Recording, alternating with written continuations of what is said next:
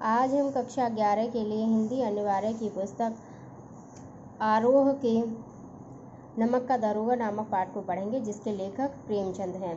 प्रेमचंद का मूल नाम धनपत राय था। इनका जन्म सन 1880 में लमही नामक ग्राम में हुआ, जो कि उत्तर प्रदेश में है। इनकी प्रमुख रचनाएं सेवा सदन, प्रेमाश्रम, रंगभूमि, निर्मला, कायाकल्प, गबन, कर्मभूमि, गोदान उपन्यास हैं इनके। सोजे वतन, मानसरोवर 8 खंड में, गुप्तधन ये कहानी संग्रह हैं। करबला, संग्राम, प्रेम की देवी ये इनके नाटक हैं। कुछ विचार, विविध प्रसंग ये निबंध संग्रह हैं। इनकी मृत्यु सन 1936 में हुई। प्रेमचंद हिंदी कथा साहित्य के शिखर पुरुष माने जाते हैं। कथा साहित्य के इस शिखर पुरुष का बचपन अभावों में बीता। स्कूली शिक्षा पूरी करने के बाद पारिवारिक समस्याओं के कारण जैसे तैसे BA तक की पढ़ाई की। अंग्रेजी में MA करना चाहते थे, लेकिन जीवन यापन के लिए नौकरी करनी पड़ी। सरकारी नौकरी मिली भी, लेकिन महात्मा गांधी के असहयोग आंदोलन में सक्रिय होने के कारण त्यागपत्र देना पड़ा। राष्ट्रीय आंदोलन से जुड़ने के बावजूद लेखन कार्य सुचारू रूप से चलता रहा। पत्नी शिवरानी देवी के साथ अंग्रेजों के खिलाफ आंदोलनों में हिस्सा लेते रहे। उनके जीवन का राजनीतिक संघर्ष उनकी रचनाओं में सामाजिक संघर्ष बनकर सामने आया, जिसमें जीवन का यथार्थ और आदर्श दोनों था।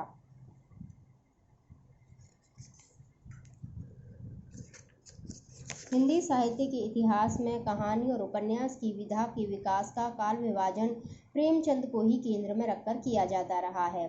प्रेमचंद पूर्व युग, प्रेमचंद युग, प्रेमचंदोत्तर युग, यह प्रेमचंद के निर्विवाद महत्व का एक स्पष्ट प्रमाण है। वस्तुतः प्रेमचंद ही पहले रचनाकार हैं जिन्होंने अपनी कहानी और उपन्यास की विधा को कल्पना और रोमानियत के धुंधलके से निकालकर यथार्थ की ठोस जमीन पर प्रतिष्ठित किया। प्रेमचंद से पूर्व जो उपन्यास लिखे गए थे उसमें रोमांच था और रोमानियत थी, और इसके अलावा ये जासूसी वगैरह इत्यादि के जो नाटक हैं वो ये उपन्यास और कहानियाँ वो लिखी जाती थी। लेकिन प्रेमचंद ने जो आम इंसान है उसको अपनी कहानियों का नायक बनाया, और यथार्थ की जो घटनाएं हैं उनको उन्होंने अपनी कहानियों और उपन्यासों में परोसा। यथार्थ की जमीन से जुड़कर कहानी किस्सा गोई तक सीमित न रहकर पढ़ने पढ़ाने की परंपरा से भी जुड़ी। इसमें उनकी हिंदुस्तानी, हिंदी, उर्दू मिश्रित भाषा का विशेष योगदान रहा। उनके यहाँ हिंदुस्तानी भाषा अपने पूरे ठाट बाट और जातीय स्वरूप के साथ आई है। उनका आरंभिक कथा साहित्य कल्पना, संयोग और रोमानियत के ताने बाने से बुना गया है, लेकिन एक कथाकार के रूप में उन्होंने लगातार विकास किया और पंच परमेश्वर जैसी कहानी तथा सेवा सदन जैसे उपन्यास के साथ सामाजिक जीवन को कहानी का आधार बनाने वाली यथार्थवादी कला के अग्रदूत के रूप में सामने आए। यथार्थवाद के भीतर भी आदर्शोन्मुख यथार्थवाद से आलोचनात्मक यथार्थवाद तक की विकास यात्रा प्रेमचंद ने की। आदर्शोन्मुख यथार्थवाद स्वयं उन्हीं की गढ़ी हुई संज्ञा है। यह कहानी और उपन्यास के क्षेत्र में किए गए उनके ऐसे रचनात्मक प्रयासों पर लागू होती है जो कटु यथार्थ का चित्रण करते हुए भी समस्याओं और अंतर्विरोधों को अंततः एक आदर्शवादी और मनोवांछित समाधान तक पहुंचा देती है। सेवा सदन, प्रेमाश्रम आदि उपन्यास और पंच परमेश्वर, बड़े घर की बेटी, नमक का दारोगा आदि कहानियां ऐसी ही हैं। बाद की उनकी रचनाओं में यह आदर्शवादी प्रवृत्ति कम होती गई और धीरे धीरे वे ऐसी स्थिति में पहुंचते हैं जहां कठोर वास्तविकता को प्रस्तुत करने में वे किसी तरह का समझौता नहीं करते। गोदान उपन्यास और पूस की रात, कफन आदि कहानियां इसके सुंदर उदाहरण हैं। यहाँ दी गई कहानी नमक का दारोगा प्रथम प्रकाशन 1914 ईस्वी प्रेमचंद की बहुचर्चित कहानी है, जिसे आदर्शोन्मुख यथार्थवाद के एक मुकम्मल उदाहरण के रूप में देखा जा सकता है। यानी कि एक आदर्श उदाहरण के रूप में इसे कहानी को देखा जा सकता है। कहानी में आए हुए एक मुहावरे को लें तो यह धन के ऊपर धर्म की जीत की कहानी है। धन और धर्म को हम क्रमशः सद्वृत्ति और असद्वृत्ति, बुराई और अच्छाई, असत्य और सत्य इत्यादि भी कह सकते हैं। कहानी में इनका प्रतिनिधित्व क्रमशः पंडित आलोपी दीन और मुंशी वंशीधर नामक पात्रों ने किया है। ईमानदार कर्मयोगी मुंशी वंशीधर को खरीदने में असफल रहने के बाद पंडित आलोपी दीन अपने धन की महिमा का उपयोग कर उन्हें नौकरी से मुअत्तल करा देते हैं, यानी कि उनको नौकरी से हटवा देते हैं। लेकिन अंततः सत्य के आगे उनका सिर झुक जाता है। वे सरकारी महकमे से बर्खास्त बंशीधर को बहुत ऊंचे वेतन और भत्ते के साथ अपनी सारी जायदाद का स्थायी मैनेजर नियुक्त करते हैं और गहरे अपराध बोध से भरी हुई वाणी में निवेदन करते हैं।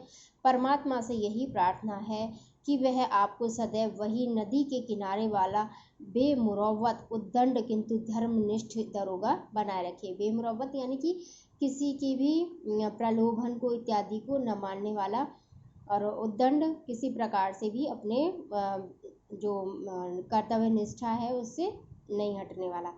कहानी के इस अंतिम प्रसंग से पहले तक की समस्त घटनाएं प्रशासनिक और न्यायिक व्यवस्था में व्याप्त भ्रष्टाचार तथा उस भ्रष्टाचार की व्यापक सामाजिक स्वीकार्यता को अत्यंत साहसिक तरीके से हमारे सामने उजागर करती हैं।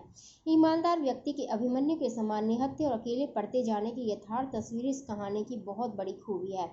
किंतु प्रेमचंद इस संदेश पर कहानी को खत्म नहीं करना चाहते, क्योंकि उस दौर में वे मानते हैं कि ऐसा यथार्थवाद हमको निराशावादी बना देता है। मानव चरित्र पर से हमारा विश्वास उठ जाता है, हमको चारों तरफ बुराई ही बुराई नजर आने लगती है।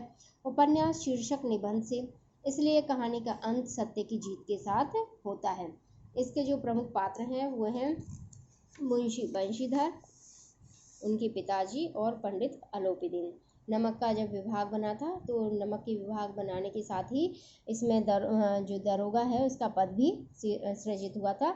और सभी, क्योंकि इसमें ऊपरी इनकम अधिक थी, ऊपरी आय अधिक थी, इसलिए सब लोग इसको दरोगा के पद को प्राप्त करना चाहते थे। इधर जो ये हैं वंशीधर, मुंशी वंशीधर, ये अपने पिता, इनके पिता ने इनको घर से समझा बुझा करके भेजा था कि घर की दुर्दशा हो रही है, हम ऋण के बोझ से दबे हुए हैं और तुम्हारी बहनें हैं वो बहुत जल्दी बड़ी हो रही हैं, और मैं एक ऐसा वृक्ष हूँ, कगारे पर का वृक्ष यानी कि नदी तट किनारे का वृक्ष हूँ जो कभी भी ढह सकता है। तो उनको समझाते हैं कि नौकरी में जो तुम्हारा जो वेतन है उस पर ध्यान मत देना, ऊपरी इनकम जो आय है उस पर ध्यान देना, क्योंकि ये क्या है निरंतर चलती रहती है। वेतन होती है वह तो पूर्णमासी के चांद के समान होती है। जैसे पूर्णिमा का चांद एक दिन दिखाई देता है, धीरे धीरे कम होते होते अमावस्या के दिन लुप्त हो जाता है, इसी तरह से वेतन है वह समाप्त हो जाता है। लेकिन ऊपरी आय है वह एक ऐसा बहता हुआ स्रोत है जिससे निरंतर प्यास है वो बुझती रहती है। और वेतन मनुष्य देता है इसलिए उसमें वृद्धि नहीं होती, ऊपरी आमदनी ईश्वर देता है इसलिए उसमें बरकत होती है। इस तरह से उनको समझा करके भेजते हैं और वो नौकरी के लिए निकल पड़ते हैं। जब वो नौकरी के लिए निकलते हैं तो ईश्वर कृपा से उन्हें नमक के दारोगा की नौकरी है वो प्राप्त हो जाती है, और ये समाचार वो अपने पिता को भिजवा देते हैं। आगे है कि सर्दियों के दिन थे, रात का समय था और सभी व्यक्ति है वो सो रहे थे। इतने में मुंशी वंशीधर को गाड़ियों के चलने की आवाज़ है वो सुनाई देती है। वो अपने वस्त्र इत्यादि पहन करके और बंदूक पिस्तौल हाथ में लेकर के और निकल पड़ते हैं, और वो नदी किनारे जा कर के पूछते हैं कि किसकी गाड़ियाँ हैं वो जा रही हैं और इनमें क्या है, इस तरह के प्रश्न वो उनसे पूछते हैं। तो उन्हें पता चलता है कि ये पंडित आलोपीदीन की गाड़ियाँ हैं वो जा रही हैं। वो उनको बुलवाते हैं, और जो पंडित आलोपीदीन है वो उनको अपने धन पर बहुत विश्वास होता है, इसलिए वो बेहिचक उनके पास आते हैं और उनसे कहते हैं कि हम तो आपको भेंट चढ़ाने के लिए आने ही वाले थे, अब आप बता दो कि ये किस तरह से इनको इस सौदे को निपटाया जाए। हमारे में और आप में कोई भी अंतर नहीं है, और आप इनको वो अपने वो उनको पैसे देने के लिए कहते हैं। लेकिन जो वंशीधर है वो अपने उससे डिगते नहीं हैं, अपने कर्तव्य से नहीं हटते हैं, और उन्होंने कठोर स्वर में उनसे कहा, अपने जो जमादार थे उनसे कहा कि इनको हिरासत में ले लो। लेकिन आलोपीदीन को ऐसा लग रहा था कि वो पैसे से उनको खरीद सकते हैं। वो लगातार बोली पे बोली लगाए जा रहे थे। 40,000 तक वो अपनी बोली को ले गए। तब वंशीधर ने कहा कि मैं 40 लाख पर भी इसको नहीं, मैं अपने ईमान से नहीं हटूंगा, और उन्होंने उनको हिरासत में ले लिया। और सुबह जब वो अदालत में हाजिर हुए तो सभी के लोगों के मुंह में ये बात थी कि पंडित आलोपीदीन है वो गिरफ्तार कैसे हो गए, इन पर तो लक्ष्मी जी की अपार कृपा है, और ये इस तरह से यहाँ पर कैसे आ गए। लेकिन वहाँ पर जैसे वो गए तो वकील इत्यादि उन्होंने इस तरह से जिरह की कि मुंशी वंशीधर है वो केस को हार गए और जो आलोपीदीन है उनकी जीत हुई। इसके बाद में वो बाहर निकले मुंशी वंशीधर, और कुछ दिनों बाद उनके पास अपनी नौकरी से बर्खास्तगी का जो समाचार है वो आ गया, और उसके बाद वो घर पर बैठ गए। जब वो घर पे बैठे हुए थे तो उनके पिता हैं वो उनसे वैसे ही क्रुद्ध हो रहे थे। इतने में वो देखते हैं कि एक ये जो बैलगाड़ी है सजी हुई वो उनके घर पर आकर के रुकती है। पंडित आलोपी दिन उसमें से उतरते हैं तो मुंशी वंशीधर के पिताजी हैं वो उनका बड़ा स्वागत करते हैं और उनसे अपने पुत्र की अपराधों के लिए क्षमा मांगते हैं। लेकिन पुत्र को ऐसा नहीं लगता है कि उन्हें कोई क्षमा है वो मांगनी चाहिए। बाद में जब वो उनके आलोपी दिन के भाव को देखता है तब उसे ये लगता है कि ये वास्तव में उनको लज्जित करने नहीं आए हैं। तब वो नर्म पढ़ करके और उनकी जो खातिरदारी है वो करते हैं और उनसे पूछते हैं कि वो उन्होंने किस कारण से कष्ट किया। तो आलोपी दिन कहते हैं कि उस दिन तो आपने मेरी प्रार्थना को अस्वीकार किया था, लेकिन अब आपको जो मेरी प्रार्थना है वो स्वीकार करनी पड़ेगी। मैं आपको अपने संपूर्ण जायदाद का मैनेजर है वो नियुक्त करता हूँ और ये कलम लीजिए और इस पर हस्ताक्षर कर दीजिए। वंशीधर इस बात से थोड़ा हिचकिचाए। उन्होंने कहा मैं तो अयोग्य मनुष्य हूँ, इसकी जगह मैं आप किसी और को भी नियुक्त कर सकते हैं। मुझसे अधिक जो इस पद के योग्य व्यक्ति हैं वो आपको बहुत मिल जाएंगे। आलोपी दिन ने कहा मुझे तो आप जैसे मनुष्य की आवश्यकता है। और वो उस पर कलमदान से कलम निकाल करके उनसे साइन है वो करवा लेते हैं और उन्हें वो पद दे देते हैं जिसमें ये था कि उनको 6,000 रुपये वार्षिक वेतन मिलेगा और रोजाना का खर्च अलग मिलेगा। सवारी के लिए घोड़े, रहने को बंगला, नौकर चाकर इत्यादि उनको दिए जाएंगे। मुंशी वंशीधर हैं वो इस बात से बहुत ज़्यादा संकुचित हो जाते हैं और जो आलोपी दिन हैं वो अंत में ये प्रार्थना करते हैं कि भगवान आपको सदैव वही नदी किनारे वाला बेमुरव्वत, उद्दंड, कठोर परंतु धर्मनिष्ठ दरोगा बनाए रखे। धन्यवाद।